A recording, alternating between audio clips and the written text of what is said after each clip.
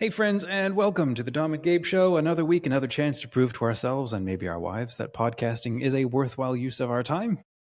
We swear it is. We swear. Yeah, we swear it is. You seen how many people make total incomes off of this thing? Just sit down and just I mean, make a mess. It's the opportunity is too much there to not run after it. I mean, we gotta try. Why do you want to? Why are you here at all? Why am I? There we go. Let's just get deep. Yeah, personal attack. No, I mean, the fact that we do this already, I think we're somewhat remotely interesting. The fact that there is money to be made, I think there's something we could share, and the fact that we could possibly generate something from it, that's a plus and a bonus. But I genuinely love just sharing fun and having fun with you, and then if anybody else can enjoy the fun, all the more merry. Yeah. For me, it's I straight up said hey buddy, I want to talk about movies. We just need to talk about movies. What'd you watch over the weekend? And we're always going for an hour early on Monday mornings and stuff. And it's well, we could just share this with other people. And I could have sworn you were going to say I'm just in it for the money. I'm in it for the movies. And then to make money, so I can keep watching more movies. Yeah. No, I'm I process stuff out loud, and I do a lot of internal processing, but until I literally hear it or until I get to walk it through with somebody else, sometimes I'm not sure what I'm thinking. And that's that ADD side or something. I wouldn't mind watch if we decide upon a movie and I just watch it. The thing is, I have to watch them early in the day. I don't know why. It doesn't work out for me to watch them after the kids go to bed. So I'll wake up at 5 and watch the movie with a cup of coffee. No, I'll do it and we can talk about it. What's the latest movie that you've done like that? Boy, that I've done like that? Yeah. No, the last, I don't know about the last movie, but I did. I watched the last 2 seasons of Downton Abbey. I would wake up at 5, get my coffee ready. House is quiet, dark. That was idyllic. Wow. That was wonderful. I haven't done a movie like that in a while. So did you? Another show, Attack on Titan. I did that early in the morning as well when nobody was around. I was going to say, there's the two options. Did you like Downton Abbey? I'm guessing you did if you binged it like that. Yeah. Yeah. That's one of my favorite. I don't know if it's a soap opera, drama. I don't know what you would call it. Whatever it is, whatever category it fits in. I loved it. It was just, I like time period pieces that are pre 1950s. So it's pretty broad range, but 1950s to 1700s or 1800s.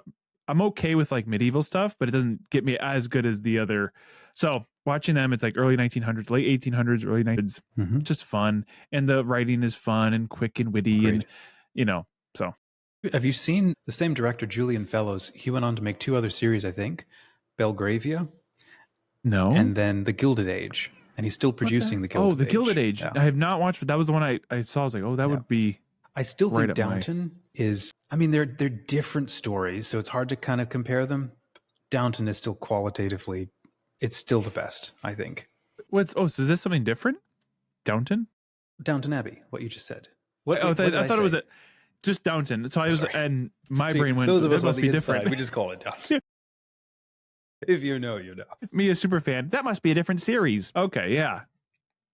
I agree then. No, I haven't watched a movie in a while. We've been watching shows and, we've talked about this, Survivor. And then last night we watched a couple episodes of Love on the Spectrum. Oh, really? From Netflix. I don't know that. Yeah. What is that? It's watching people with autism date and interact with the world.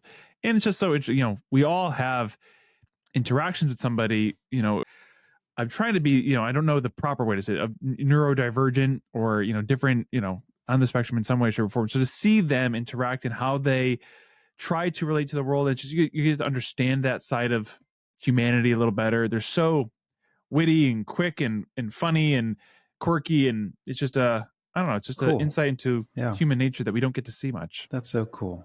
Well, good. And it's funny to see the certain people that are on, how there's not a lack of a filter, but they're very honest, right? They're very forthcoming, and so to see that rawness, it's we all could use a dose of that, and to see that's what really people are thinking, and they just say it. It's oh, that's wonderful.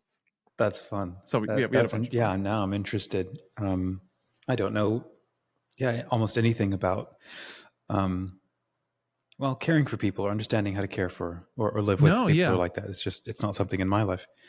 And It's it's so cool. funny you see these people, you know, they're adults and they're living with their parents. So this one guy's 36, and you could tell like the parents who have lived with him their entire, obviously they know every facet of him. They know, so like their conversations of like, it's just so blunt, and like they know how to interact with each other, and it's just very funny. So we enjoyed that last night. But Nice. no, I would love to get into like a good movie. Do you have any what's the movie watch this weekend or This TV show? weekend, season 5 of You came out. Oh, okay. So YOU, which is this drama of this hot psycho killer who's stolen our hearts for the last 4 seasons, almost literally. And it was an amazing 5th season. Like they crammed everything possible in there. So insanely intense stuff. Very cathartic for me because he's that kind of smart, deeply sensitive, articulate kind of guy. And I look at that and think, yeah, this is me on a bad day. Or if I didn't have some kind of a moral compass, like this would be me. That is interesting. I want to pin note that if you didn't have a moral compass, that's a topic point. That's going to be fun. But yeah, I like watching that show because it gives me a window of like insight into who maybe I could be if things were to go, if I were to become even more narcissistic and self-absorbed and cultivate a victim complex and stuff like what he does. Yeah. And at the same time, he's fascinating, he's interesting, and he's motivated by a desire to be good and do things that will earn him the love of those that he loves. And so you get I think, a fascinating, complex character that as much of an anti-hero as he is, you're still not rooting for him, but you just wish that he would get it right, and he never does. Where do you think, and I'm no expert in this, but the diagram of like lawful, evil, chaotic, neutral, where would he fall into that kind of 9 I haven't spread? memorized that. I don't. Neither do I. It's fun, but I haven't memorized that. It's funny because that comes up in the show. Hold on, they actually chart him in the show. He's typed as chaotic good, I think. Yeah. Chaotic good. Yeah. That's what I was. Okay. Yeah. Fundamentally, like foundationally good, but I don't know what to type in. Yeah. Yeah. Yes. Chaotic. Right. Okay. That's a pretty good, I wonder why that. So for you, do you think you'd be considered that chaotic good? I don't know. I've never thought of it. What are you? I got to break down. I think I'm chaotic lawful. Like, so I don't even know. That's interesting. Somebody's yelling at me like that's not good. Let me see. Lawful chaotic chart. Let me just do this. Look at the chart. Okay, so we go true, neutral. So lawful good, neutral good, chaotic good. And then and then the second row. Chaotic good. Hold on, I'm looking. This is a confusing map. Let me pull up another one. They have everything on the same chart. D&D alignment. That's what it is. D&D alignment chart. Thank you. Okay. So you have chaotic, neutral, and lawful on the up and down, and then good, neutral, and evil. So you have like lawful good, lawful neutral, lawful evil, neutral good, true neutral, neutral evil, and then chaotic good, chaotic neutral, chaotic evil. If that makes any sense. So for me, I think, I'm not on the evil side. So because that's not my natural tendency to do that. It's I'd probably be on the Also the FBI is listening. Yeah. Yeah. I proclaim as evil. I'd probably be lawful good or chaotic good. I'm on the either spectrum. I don't think I'm in the neutral. Neutral, the way it was described is neutral is more of it's not for any purpose, it's just for its own doing. So you're good for the sake of good, or you're neutral. You're just middle is true middle. You just do nothing, and then neutral evil is you're just evil for the sake of evil. You're not evil for the sake of, that's the way you believe, dominance should run, and you're not evil for the sake of causing chaos. So that's interesting. I think I'd be I vaguely remember a conversation about how like lawful good is, well, you follow the rules almost no matter what they are, because you trust that they are.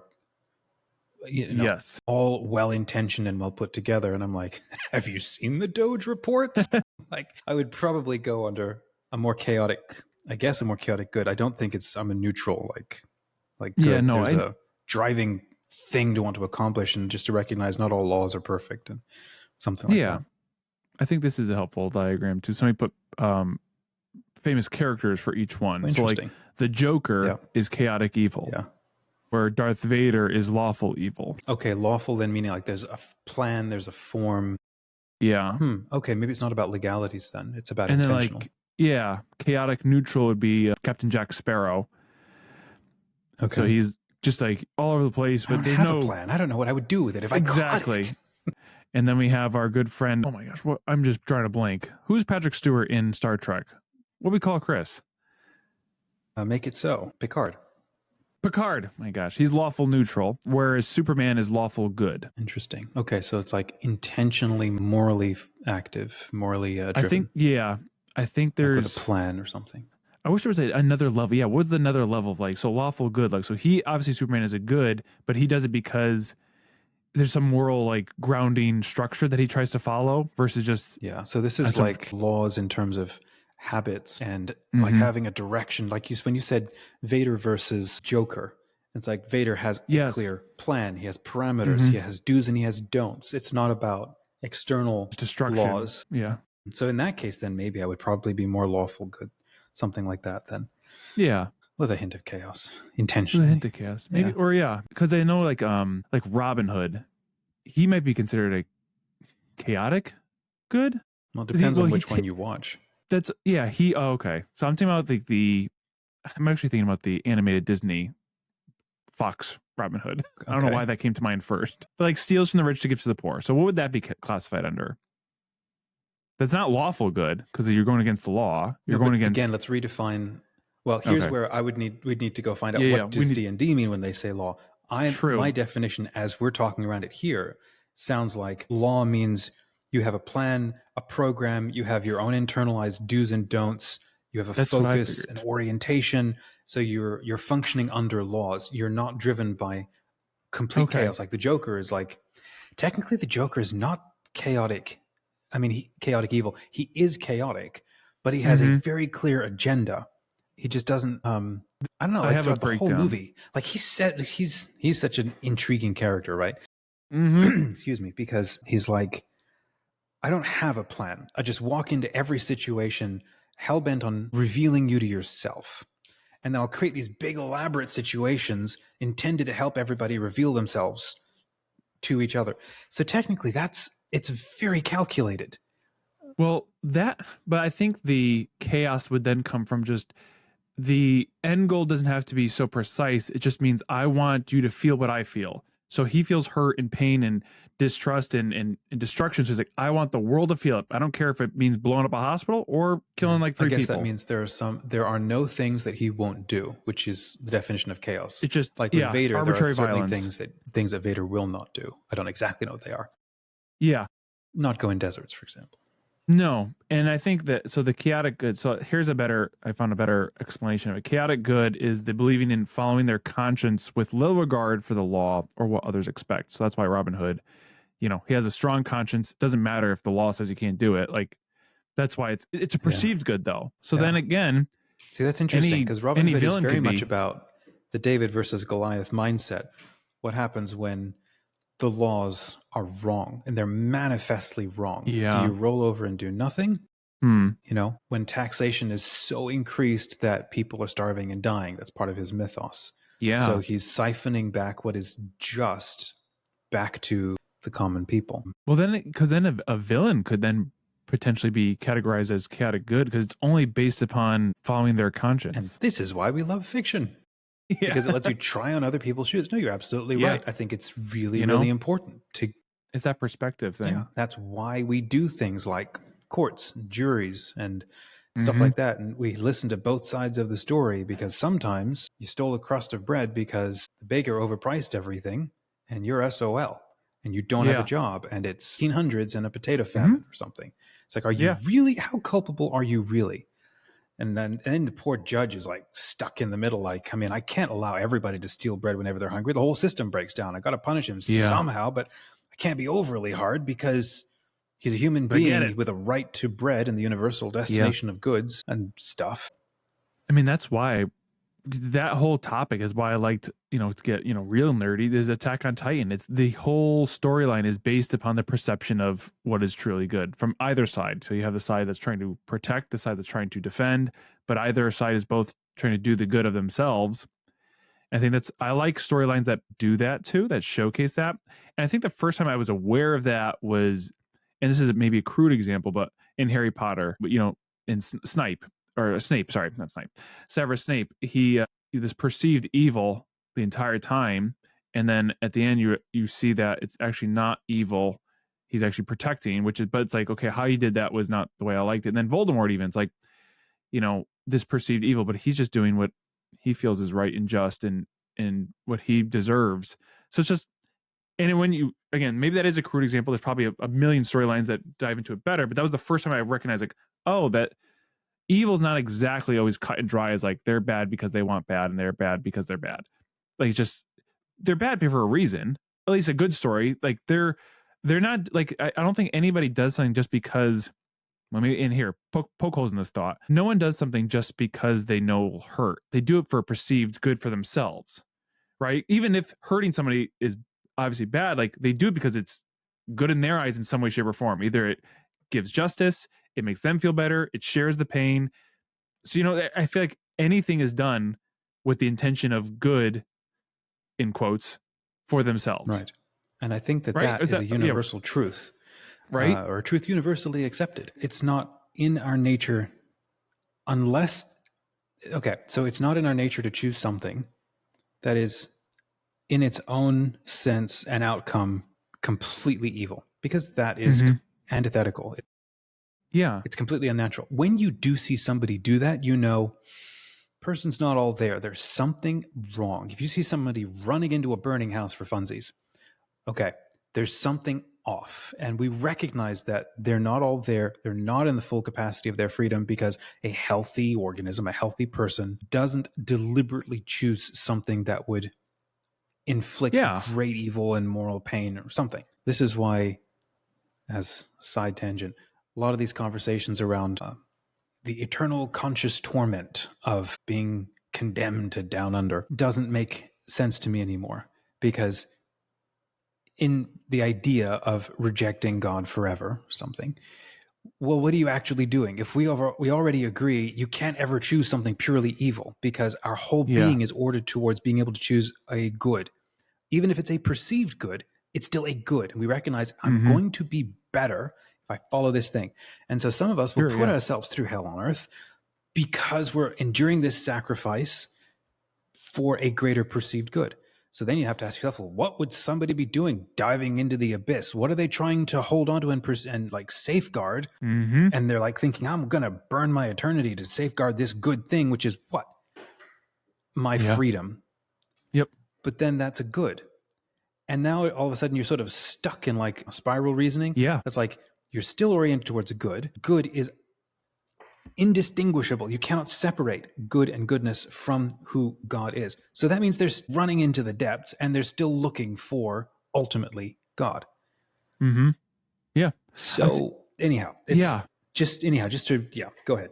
No, I think just unpacking that even just a little bit more or on a different side, is that it's almost like, I was trying to think of anything, I kind of get it together in my mind, is that our lives are just a series of like wagers and bets. And so everything is just a wager or a bet on what you think is a perceived good, and you have to weigh, is it going to be good in the short term or the long term? And it's just this constant series. And then, so for somebody in terms of like the eternal life, and you think of like, why would somebody go down that path? Like, well, their mind has just made up a series of decisions that have marked, like, I think it's more beneficial. Obviously, either they don't know the fullness of the outcome, which would skew a wager, right? If you don't know, if I say, would you bet $1 today or $1 tomorrow? If you knew that $1 tomorrow meant $50,000 down the line, you do that. But if you didn't have that information, you'd be and I'm mixing up, but I think you get where I'm going, is without the full understanding of the outcome, our wagers become different. And I've always wrestled with that. And I won't, there's some big evil names in history, right? And I don't even say them, but the thought is like, why would they choose that? It was like, well, I think that there has to be some sort of reasoning in their mind, unless there's some chemical imbalance or some sort of biological misfunction. There has to be some sort of basis for them to make these wagers. Why would you rule out or make a decision to cause mass chaos and mass something if not you thought there was a wager that made sense by doing that? So if in doing this, I'm doing a good that I perceive, or in doing this is better for me in the long run or the short term, whatever it may be. And so that's why I've always wrestled with that concept of good versus evil or whatever that means, because it's like, no, and then the presentation of like the elementary, like, heaven and hell. It's always very complicated because you think like, who would, and then I got presented, well, it's a choice between you. Who would choose that? Right. If you knew the full outcome was eternally bliss or eternally pain, who would choose the latter? It doesn't make sense. So it's like, I think there has to be more. And we don't condemn the insane to exactly the electric chair or to whatever. You put them in special confinement or something, yes, or you care for them, or you rehabilitate and medicate or whatever. And so if somebody goes, well, you obviously have to be insane to choose that down there, it's like, well, if you're insane, then God knows that. Therefore, that's inadmissible. Well, no, that's a different conversation. Choose like, okay, so you're in full possession of your capacities. Do you know everything? Have you experienced God in His fullness so that you can definitively reject Him? You haven't? Well, then you don't know everything. You don't know the full. So I think that it's important that we do teach these meta level concepts, because you got to have something to anchor against. Sure. They're kind of like fairy tale level, contrasts, so that you can have a feeling or these mental images on how to orient your life. Yes. But then you get older, and this is where if I see anybody who's like overly, I don't know how to say this yet in the right way. When I meet people who are overly harsh about coming down on one side or another about decisions that happened in history, there may be some places where I would agree with them. But for example, there's a podcast that I like listening to infrequently. It's called Hardcore Histories. And one of the latest ones is about the Vikings and the Viking invasions. And so the guy is like, let's go tell the story from the Viking point of view, because the Vikings TV show is super popular. Let's go get into it, because from the British point of view, these sea wolves were the absolute, hell spawn, killing monasteries and doing all this stuff. So let's go see what kind of people would do this. What kind of human beings would these be like? And so he gets into their culture. And then the further back you go, the more you suddenly begin to see everything is a chain of dominoes that you can't get out of. It's like being stuck in like a mafia that never ends. And if you don't do anything that everybody else approves of, you're dead. And human survival kicks in. At that point, this is like, especially why the Catholic Church goes, decisions made under duress are not fully free, and you're not fully culpable for them. Yep.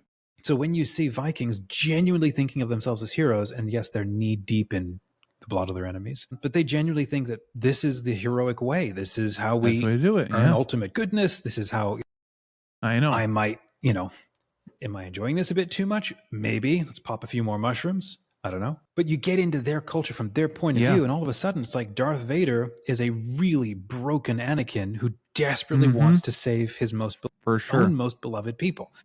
Yeah. So the adult thing is not that it's all morally gray and there are no contrasts. No, the adult thing recognizes a human inhabits both worlds at the same time. And there's that line that I don't remember, but it's like the difference between good and evil runs between the heart of every man, every human. It's not found anywhere else. No. And I think, it's you ride this line. This is where I kind of end up always. Like, obviously there is this strong moral sense that we have that, we know what good is. And I do get frustrated when good's not being done, when there's an injustice, or when somebody's doing something that's, not good for another person, hurting someone. I obviously don't like that, but this conversation of this opening of the mind to a person, they're wrestling with what their perceived good is. It doesn't make it be like, oh, okay, like, they could do that, but it softens the heart a little for the human doing it. And I think a good example happened just yesterday. We were on our way to church, about to pull into church, and I'm turning left, and a guy comes by. I didn't see him, but my wife goes, that guy just flipped us off. And I don't know if I didn't know. It might not have been me. It could be the guy behind me. So it's just like, why such anger right now? And then, but as I was going, again, I'm not saying this to make myself look any, whatever. I genuinely thought, like, who knows what that guy's going through? It's like he's lashing out in some way because he's hurt. He's having a bad day. Who knows? Like, his family member might have just been, whatever, going through something tragic, and he's just in a bad mood. Not a good action. I wouldn't, I don't like it. I don't think it's nice. But for some reason, I had that softness because I was thinking about this topic already over the weekend of like good, evil, and human, and Father Larry Richards seeing Jesus in other people, So in that moment, I was trying to think, like, though he just did something that was annoying, rude, it kind of softened the moment of like, well, I'm not mad at him. Like, because to do that, you have to be in pain yourself. And it was like, rather than getting upset with him, I almost felt bad that, that he is having a day that kind of could start that way again. So I think it's just, this topic doesn't, for me, I don't let it eliminate the good versus evil, like, or like Right. what is good. It's just that it just softens the heart of humans. And I think that that's what adults have to do, is hold two very awful things in tension, because this is not a perfect world. And there are some people that you cannot get through to ever, because for no fault of your own, no cause of your own. There's a great movie out there called, is it called Pretoria? I think Elijah Wood acts in it. No, Daniel Radcliffe. Daniel Radcliffe plays somebody who goes deep undercover with the KKK. And gets into their culture. And then the takeaway that the story tries to leave with you is exactly this, that there are some people that are so hardened against, let's say, the idea of universal communion with the human family. There are some people who are so, what's the word? It's like a psychopath, sociopathic or psychopathic with their own sense of morality, their own sense of goodness. You can, or perhaps have the conversation that maybe they're not all there anymore. Certain decisions, traumas, whatever have happened that have locked them in, you're not dealing with a full human person anymore. I think that there's some, you got to be careful with this kind of language, but there is some validity perhaps to it. So on the one hand, you've got kind of the bleeding heart that recognizes, if I dig deep enough, long enough, I'm probably going to come to a point where I can understand you. But then there's the other side that's like, I'm still not letting you in my house and coming after my family. And so I think that, well, what do you do with that? It's like, you still need, and we will need forever, armed forces. Because I'm thinking, like, someone listening to this conversation is like, have you heard of Tiananmen Square? Have you heard of the horrors of the Russian, the Cold War thing? And I'm like, I'm not saying that this stuff isn't serious. The two world wars and stuff that hasn't even stopped since, and the martyrs and so on, all of that is absolutely real. But where am I trying to go with this? You get the mindset, I think, of like these Christian martyrs who will go in the moment of their execution, they'll be like, I see you. You don't know what you're doing. I forgive you.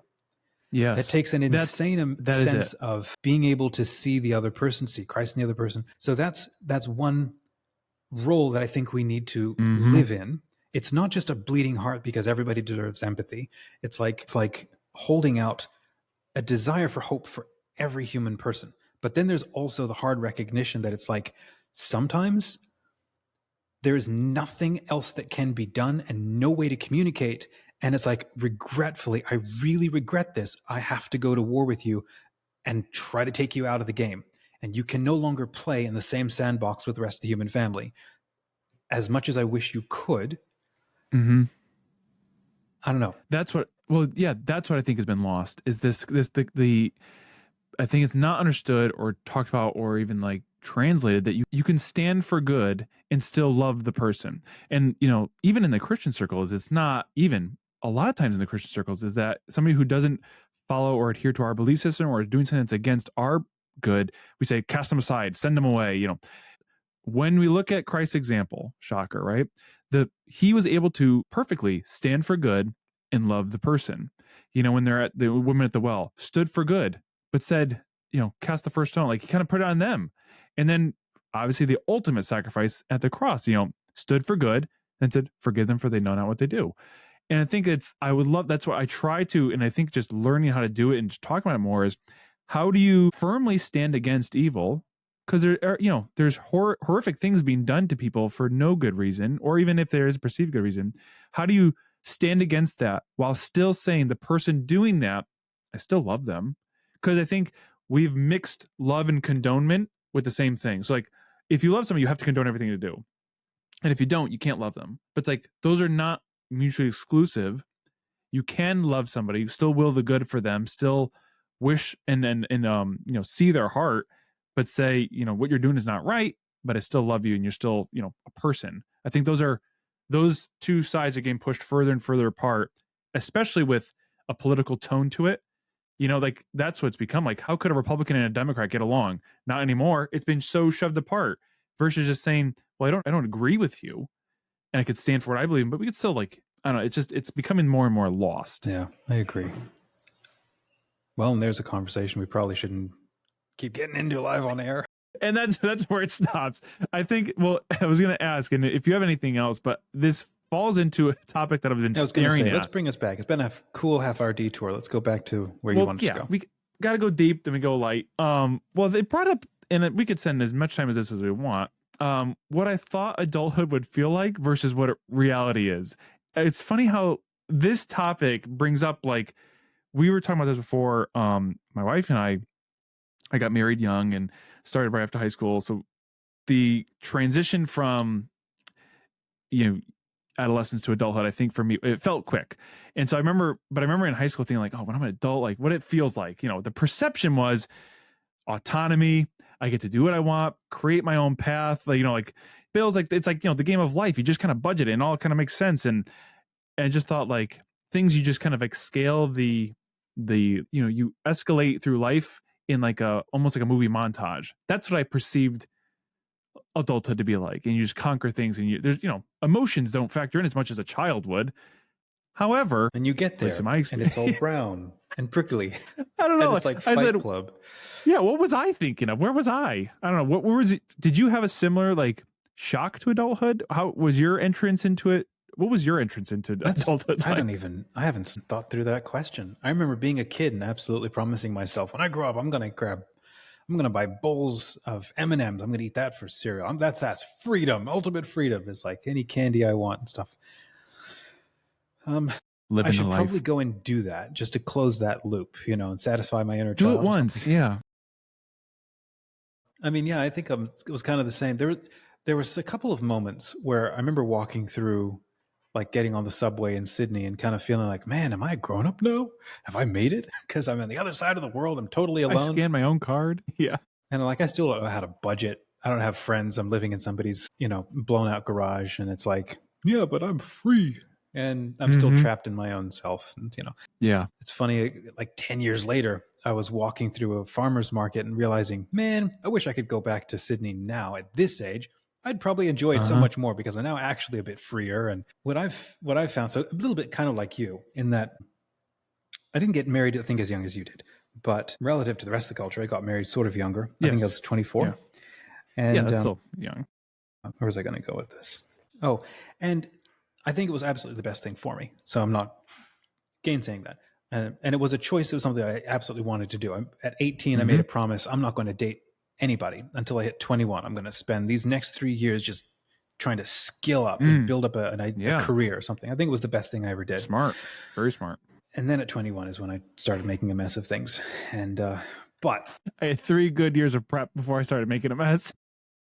But 10 years later and stuff, and I'm realizing how much of me on the inside wants to sort of still reclaim that kind of freedom. And what I'm beginning to now kind of realize is, in the same way that when I was in Sydney 10 years ago, I thought I was grown up and sort of free. And then 10 years later realizing, oh, now I've internalized and grown up so much more relative to then. If I were to go back into those experiences, I would actually enjoy them, because I would be a master of my own self and situation a lot more than I was 10 years ago as a 22-year-old or something.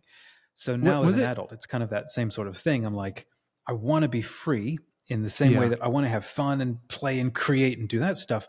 But now I'm realizing, oh, now I have a lot more maturity in going into these things. I'm actually going to enjoy them a lot more. Now I just got to find the time to actually do it and create that, in my life. Yeah. Well, I was going to ask 2 things to ask you. One, sidebar. What year were you in Sydney? Do you remember what specific year? So I think it was 2011, because 2012 is when I came back and started Catholic Viral. To the States? Yeah. Okay. My old project. And I always remembered, because I thought it was the funniest thing. 12 is when we all survived the mine apocalypse. Yes. Okay. So 2011 is when, we were there in 2015. I said it'd be funny if random, we were in the same. Yeah. The other thing I was going to say, because I'm just entering it, but you're more into it.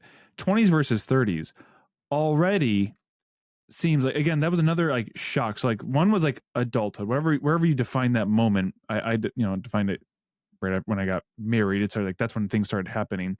But already 20s versus 30s. Again, I'm just on the cusp, so I can't really say what my 30s feels like. But for you, like those two also seem like totally different levels of life. Do you take 20s as a time of like just more figuring things out, and 30s like implementing the things you've started to learn, or is 30s also a time of implementing and growing we're and definitely learning? still figuring things out. What are you thinking? Like, what are you projecting, or what's making sense so far? My thought was that, I mean, I kind of had a bit of a mess of in some areas of the 20s of like just processing emotional things that happen, yada yada yada. And so right now I'm at the point where I'm thinking, at least it has simmered down quite some time. I'm starting to like, okay, all that stuff that happened 20 to 29, now we start to work on those things. So it's like you're in the kind of mess of it all, and like just when things are thrown at you, and now you're like, it feels like, again, this is being just on the doorstep of 30. Now's the time to, again, not saying that you've learned it all, now do it. It's just that what you've kind of experienced, now you get to start sliding things into categories and learning it. I feel like I couldn't like anchor things through the 20s. There's just like things are just coming, like experiences, incidences, whatever. And then now it seems like, okay, now that makes sense. I put that here and I could work on that. That makes sense. I could put that here and work on that. That's what I'm getting a sense of. Again, only just entering into this new decade. I don't know. I was wondering if you've started to like, it's not like you're not learning anymore. It's just that things are starting to categorize. So many things running through my mind. So I think a little thought that lets you know where I'm coming from is there's an old line. I think I don't know who says it. I think it's an Arabic or proverb. And it's like, there are 3 things a man must do in his life: dig a well, plant a tree, and have a child. I'm 1 for 3. I've done 1. Yeah. I mean, there's an acorn growing in Sydney somewhere that I think I planted at one point, but like, okay, maybe there's 2 for 3. There you go. I've dug a pretty big hole. Hey, I dug a big hole too, and water came in the bottom. So I think my parents backfilled it. But hey, I dug that. Okay, I'm 3 for 3, so I'm good. It's a crappy well, but it's a well nonetheless. No, hole, yeah, or whatever. No, but okay. But yeah. I have a working theory that I think makes sense. It works. I think it worked for me. I think that it's also a needed and a good thing for almost most other men out there, but nobody asked me.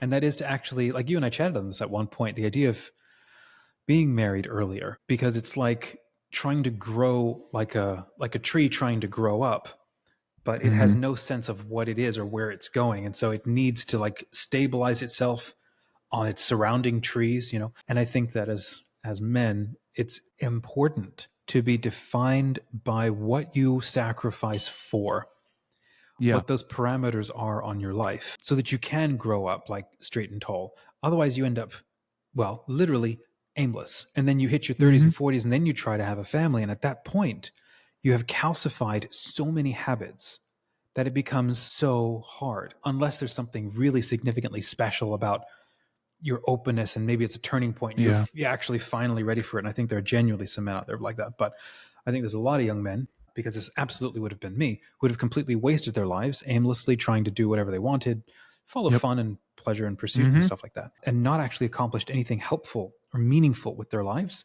They've not have shown up to sacrifice to raise, well, a family and show up for one other human being, one other person, a wife, and commit to her well-being and your mutual well-being. And so again, to be defined by who you sacrifice with and who you sacrifice for. I think that is pretty vital for most men. Some men, there's always wild cards. There's always exceptions to the rule. Otherwise, it's not a rule. Okay, so that's kind of where I'm coming from. So then in my 20s, well, like 24 and sort of on, but heading into like my early 20s, I was like, yeah, I definitely know I want to be married. It's not going to be a vocation to the priesthood. It's recognition. I want this vocation to the married life. And then throughout the rest of my 20s, I complained about it the whole time on the inside. It's like, oh, I'm not free enough. I can't do what I want. Now I'm trying to think, like, if I had nothing anchoring me down and I had that same dialogue going on inside me, what the heck who would I have become? Yeah. I'm not sure I would have liked to. Maybe good things could have happened. I don't know. Right now, I don't think I would have liked to find out. So this is actually, so then I'm hitting my 30s. I'm now 37 and 37. Yes. I can barely remember. So there's moments now where, especially in like my psychic or like spiritual development, where I feel very different to the previous parts of my life. Right. Yeah. I don't know if you've ever seen, like, if you can have this mental image of like an astronaut or someone kind of falling. It's like gravity doesn't work anymore, and you're kind of rising, like away from the planet, and then you sort of get stuck in that place where Earth's gravity is too weak, but it's just weak enough to hold you there, and then it's like the gravity of the stars is still like pulling you, but Right in it's the too weak middle. for you to move, and you're sort of stuck, kind of floating. Mm-hmm. I kind of feel like that's where I am now, and it's good maybe because I'm still, I don't know, going up, or Yeah, trying to go which is at a deeper, slower but rate. I've now hit that spot of silence where you're just supposed to hold the line. So I've been doing a lot of thinking, or trying to, the last couple of years, like you and I've talked about, silence of God, stuff like that. Like Yeah. prayer doesn't seem to work anymore, like Mm-hmm. work, whatever that means. Yeah. Where am I trying to go with this? My wife and I actually had a kind of a long conversation last night, talking about how, there's that moment when you're a child, like, I don't know, 3 or 4 or 7, or 3 or 4 something, and all of a sudden it's like consciousness sort of apparently like clicks on. I don't remember this moment. A lot of other people do. It's like all of a sudden you become aware that you are aware and that you are a person, and everything like changes. Yeah, mine was like yesterday. No, yeah. I don't remember that. I kind of feel like I missed out. I phased right into it or something, or it happened. And You've always had it. That's why. I don't know. I remember like when puberty hit, and I remember it was like an hour, it was like a day, and it was Wow. like that clear. And I was like, how did I miss all of this? Oh my gosh, where did all this come from? How did I never see this? I couldn't, it was like a light switch. It was so clear. It was like Really? crazy. So I remember that one. Huh. And now, like, as I'm hitting into my 30s, I've now got a working sort of theory that at specific points in your life, you come in, I don't know how else to say this, but it's like you come into resonance with. It's like, I can't remember the name of that logo. It's like if there's a symphony, or like it's a multi-tiered piece of music going on, and you're slowly becoming a more complex being the older that you get, the more you mature into yourself. It's like the more music can start to come through you, the more you come into resonance with things. And I think that when you hit kind of 30s and 40s, I remember somebody once saying that you're getting close to the sort of the first half of your life. Now, most people didn't live past 60. Now it's maybe 100, right? Yeah. So I'm kind of getting close to the first 50, to that 50% mark. And that's where you're supposed to, if you're a healthy, integrated, holistic person, whatever, that's where you're supposed to be detaching from a lot of the things that you use to define your ability to survive. So all of the games that you played internally to like be able to be a good provider, to win at jobs, to win at life, all of a sudden you hit your late 30s and it just goes to ashes in your mouth and it doesn't taste as good and you're not sure why. And that's kind of where I am now. And there's a good reason for that. It's because at this point you're supposed to be now turning your attention to more questions of not how do I stay here safely, but now like, why am I here? What am I supposed to be doing? What can I start to sacrifice so that I can start discovering and implementing why all of this matters at all? Yeah. I think a lot of people completely miss that, and you get stuck playing your script from your 20s. It seems like it's like almost like the idea of like leveling up, and here's the way I tie it into like a nerd concept. It's like in Pokemon. So if you ever played the Pokemon game, so what it is, and I'll break it down easily for those who haven't. For noobs. For noobs. So there's the Pokemon game is you try and collect Pokemon, you catch them and fight them, and you grow their advance their levels. Evolutions, right? Correct. And the way the game goes is you fight gyms, which is all we'll call those the levels. And you can't fight the next gym until you fight the previous gym. And once you've defeated all 7 gyms, I think it is, then you can go to the end gym. So for this though, when you get to the point where you're at a gym level, you're the best, right? So you're let's say you're level 10, which is your highest level for before you hit a gym 1. Everything's so easy and nothing's challenging anymore. Nothing's like, what do I do? It's only until you defeat that gym that you start the next level and everything's hard again. And so you kind of go through that whole thing again. And then once you get to that max level, everything's easy until you defeat that gym and then go on to the next level. And I think in life, it's almost like in grades too. Like I remember when I was in 3rd grade, you're the top grade of the school. You're the big dog, everything's, easy. And then once you get to 4th grade, now you're in a new school. You're now the lowest grade in the school. You're everything's hard again. Then you get all the way to 6th grade and you're the top dog. And then you get to junior, whatever it is.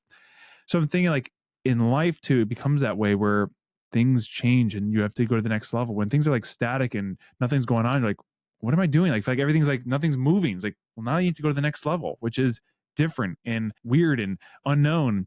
And I think that even applies to kind of like our conversation style with God, is that God talks to us, as a child would in the beginning. So it's very emotional and, very big and trying to talk to us. But as we get older, the conversation changes, just like it would in any relationship. Like, if you're with your spouse and like you just sit in silence and have a full conversation, meaning like you're fully in communion, you're fully discussing, but you're not saying anything. And then you have to realize, like, oh yeah, we're at that part of the relationship now where silence is also communication. And, I could go for a walk, not hear anything, but know that God is with me. And I think I'm trying to apply that to many different areas of my life, whether it comes to trust in God, trust in, things are going to be okay, fears, worries. It's that recognizing that I'm at a different level now. All that was learned in the previous level is now being applied to this one. The things that are hard means I just haven't learned them yet. And I don't have to worry that the levels keep going on. The game there's no game over. And in the sense that you don't just lose it all. It means you just keep advancing until the point where the game is complete. I like doing like game theory with things, and I think we talk about it with Dr. K and different things. That seems to be especially when I was thinking about like my prayer life, and we've talked about it so deep or so many times of like how there could be such silence. But I think I took a lot of comfort in Mother Teresa, in her story of like 20 years of silence, she said, or something like that. And it's just that, whereas though it is challenging and it's different, she was, we talk about like elite level status. So if she's at that level, you think of like, if you think of like her as like a level 9, or level 90 rogue or hero, and she's at that level, okay, well, I feel pretty good feeling the same thing. Yeah, I think so too. I can't remember what it was that I read, but it was like it's a marker of spiritual growth or maturity, which can be lost and backslid at any point, but it's like a good, healthy indicator that growth is happening is reverence. And so that would be reverence for a lot more things than you would normally think of. So there's like reverence for self, for other people. And I guess reverence would also mean like a greater awareness, a greater sense of presence and attention to the other. And that would be a necessary prerequisite for being able to enter any sort of relationship with another person, is to be able to demonstrate that kind of reverence. And I think we do that in dating, right? Is we sit down with like one other person and try to prove to them or try to show to them, or, can we practice reverence with each other and not just game each other, outwit each other, wow each other. I mean, that's all that's in there too, because that's like the evolutionary game of things. Well, yeah. But if you get to that next level where there is a very intentional attention, and then you start to put that to as many areas of your life as you can, and then when it starts to come more naturally, it's like that is like the seed bed that the spiritual world requires to be able to communicate and reach you, to know that you're like an open door, that you're open, because a lot of us do not have or do not cultivate or practice that reverence. So I think you've shown this as something that you're cultivating over the last couple of years that I've known you. And so I think that's a vital thing to cultivate going into like your later 30s. And it's something that I'm trying to be very intentional about. That's good. Yeah. There's a poem I was reading just this morning that kind of makes me think about this, because again, you're always trying to balance two sides, right? There's like the creative side and there's the left side, or the analytical side, right? The different parts of your being. There's like the desire, like the creative side wants to identify with and understand other people on their own terms. It's like a radical empathy, right? And that's a beautiful and a good thing, but that has to be balanced with also a radical sense of self and autonomy. And it's not that you oscillate between the two, but that you're actually, this is the job of the adult, able to synthesize the two. And so in fairy tales, we split these ideas out into two different characters that, the main character might be friends with and try to deal with. I don't know if I'm going to be able to like find it, but is that a collection of poems that you have? Yeah. So it's called Mythologies of the Wild of God by an author. And it's just been sitting on my desk, and it was funny this morning. So this actually comes back to being a grown-up, and I kept putting it off, thinking I need to like prepare myself to read this thing well. And then I picked it up this morning and thought, I'm just going to read it. And I got through a couple of poems and realized, that's how we do it. How long was I going to put this off for? This is like a good thing that I enjoy doing. I should just straight up, While you're finding, that's a good little like note to keep in mind. Like, you don't need to be, a lot of times you don't need to be ready to do something. You just do it, and you find the readiness while you do it. Yeah. You just pick it up and go. Yeah. So I'm not actually sure if I can find it. The idea or the poem had to do with how a farmer is a bit like a priest of nature who's able to balance bringing animals and into the world. Oh, I like that. I like me some animals. Yeah. This is annoying. Why can't I find it? There's something to that. The taking care of animals. Gosh, I think that there's something deep within us that you definitely like. I mean, gosh, just taking care of chickens brings something. There you go. Darn, I don't know why I can't find it. It's probably I don't remember. Anyhow, the idea was, let me start with a metaphor. It's not a metaphor, a reflection that I had while taking a walk. For the last 2 months, I've been trying to take a walk like almost every day, and all of it, I was struck one day with the question, like, why did God ask Moses, "Take off your sandals, for you stand on holy ground"? I've been asking myself like that. Hey, I go to mass and I don't take off my shoes. I don't leave my shoes at the door. I mean, can you imagine? I do. I leave my socks on the porch, bro. It's like skin to skin contact. Like, can you please put your shoes back on? Can you imagine if we did that as a culture? It's like, men, wear veils and take off your shoes. Man. Yeah, it's like the whole thing is like women, like we joked in the past, like women are like, I wear a veil because I'm a sacred tabernacle. You know, I'm precious in the eyes of the Lord. And I'm like, hey, I want one. Yeah, what about me? What about me? Right? It's like, hold on, let's be consistent here. And then, Jesus wore a veil. Yeah. I want one. Anyhow. I want one. So God says, take off your shoes. And I was just thinking about why. And here's my working theory. It's that when you enter into communion with God, with absolute ultimate truth, with ultimate reality, how do I say this? So from the spiritual standpoint, your foot, soles of your feet, is your contact point with the earth, with the world. Okay. It's so from a spiritual, so that's the physical. From the spiritual standpoint, it's a symbol of how you are in contact with reality.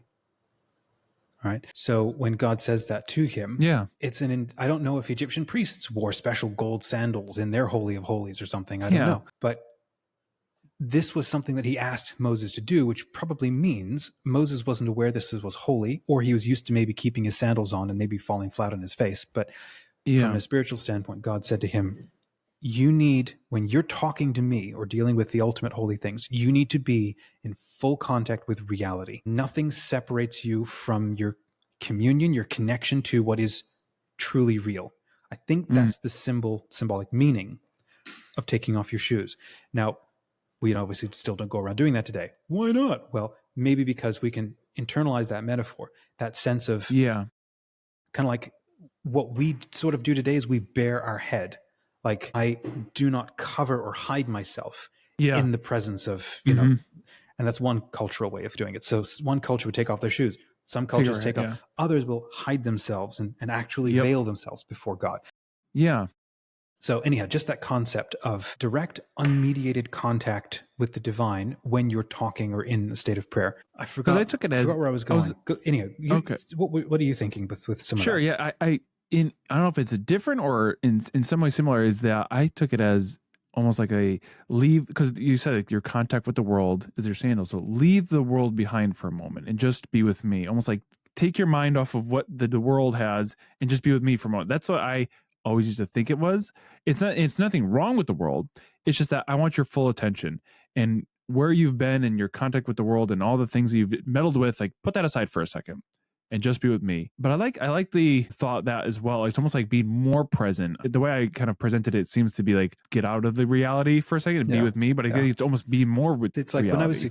When I was like 10 years ago, so my routine prayer, like after receiving communion or something, would be like, I would have this mental image in my mind that there's me and then there's God, and there's all these filters in between us, like veils or I don't know, sheets of paper or something. Sure. And it's all stuff that I can't see. And so I would be asking God to like reach through all of that, through all of the filters that I can't see, that I've put up or I'm blinded with, whatever, and come and be present or come and work on me and, or, teach me in spite of everything that is like in the way. And I think that was a metaphor I was working with that I think is exactly the same thing as what Moses was called to. Like, you probably do have all of that. And all of those filters are disconnecting you from ultimate reality, ultimate truth. Put it all down, at least have the desire to put everything down. There are no excuses. There are no identities. There are no anything that you can hide behind. No fig leaves. It's unmediated, intimate, personal contact. Now, and frankly, this is what a marriage relationship, what a deep friendship relationship looks like. So you're not flexing or fronting to each other. You're not going, oh, I can't actually reach you or communicate with you because I've got this hang up in my life. It's like, just, would you get over it, bro? You know, it's like, take off that sandal, right? Yes, this idea of like being in contact with reality.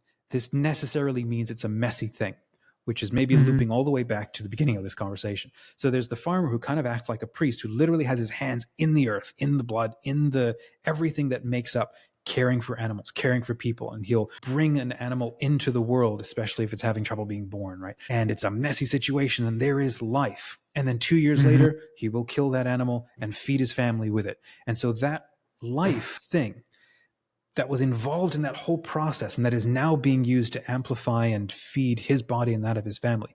He is there at the beginning. He's there at the end.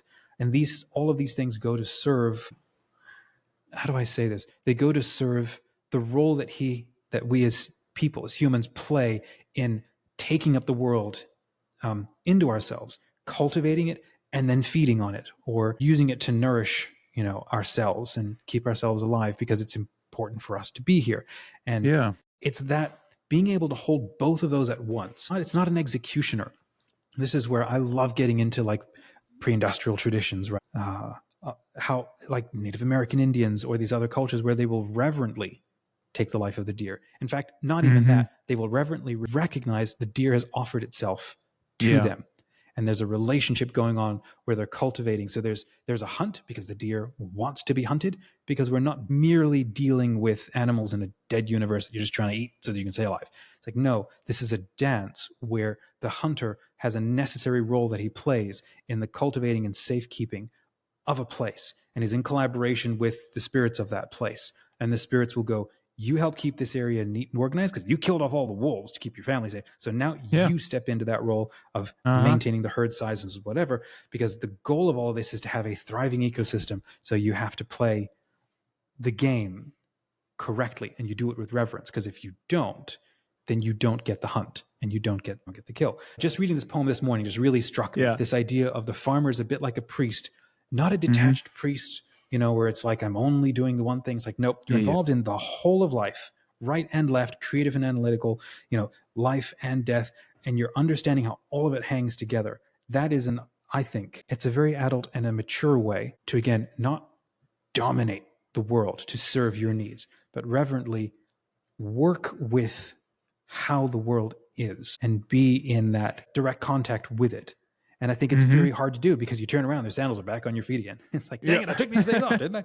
And we constantly do this. We clothe ourselves constantly. We're fig leafing ourselves constantly with new ideas, new identities, because there's so much we don't understand. We have to collapse things down into quick little sound bites so that we can get through life. But those things can blind you to actually sitting with reality. And this is why I think reverence is vital, because it recognizes I can be taught. I must be taught. I can be told things. And like we talked about Easter last week, I can be surprised by Easter eggs showing up anywhere. Even after I've looked at the same spot 50 times, and all of a sudden, oh, there it is. And it was always there. I didn't have the eyes to see. Let me stop. What do you think? No. I was saying I like how that kind of finishes that. It kind of goes along with the theme that we always kind of put as this. There's these axioms of truth, but there's also there's always this goodness around the corner, or there's always this goodness of life to be seen. And that's what I take, from our Easter talk. I really like that. And even my, my family who listened to it, they said they liked that. Yeah. Cool. They were saying how they liked the analogies and the metaphors. And it's just something that it's coming to more and more that there is always more good to be had in this, especially in our walk of faith, in our walk of adulthood, in our walk of parenting, that though there's hard things, there's always still more good to be seen, to be heard, to be experienced, to enjoy. So I think that kind of helps anchor those moments where it's not so. It feels chaotic. It feels scary. It feels... I think, and we can sort of wrap here, the ancient symbol of the, oh gosh, what is it called? It's not the Tau. It's the, I can't remember. It's a circle with two spiraling like teardrops. And then each tear has a inverted dot in it.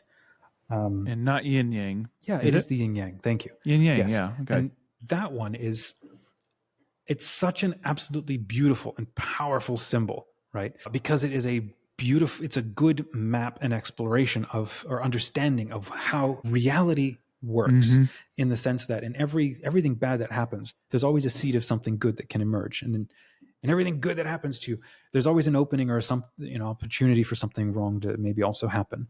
And it's always in flux. It's always in motion. It's never static.